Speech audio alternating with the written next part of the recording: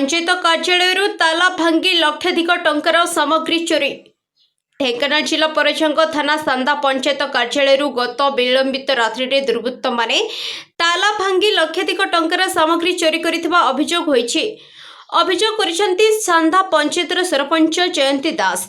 सूचना अनुसार आज सकाळे से पंचायत कार्यालय को जिबा बेले पंचायत मुख्य फाटक रे लागिथिबा ताला और ऑफिस कार्यालय ताला भांगी कार्यालय गोटे एलईडी टीवी और आक्वागार्ड दुर्वृत्त माने चोरी करिथिबा से देखिबा को पाइथिले।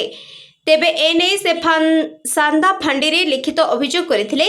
अभियोग परे सांदा फांडी अधिकारी घटनास्थल को जाई अधिक तदंत जारी रखिछंती।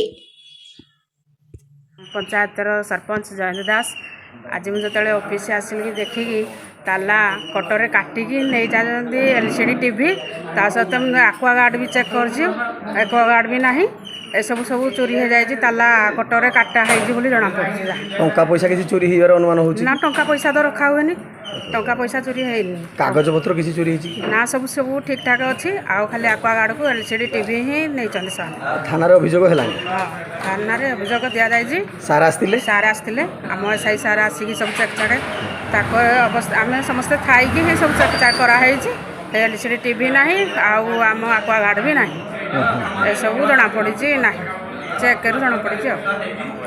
कामाख्यानगर प्रकाश कुमार पात्र रिपोर्ट द न्यूज टुडे।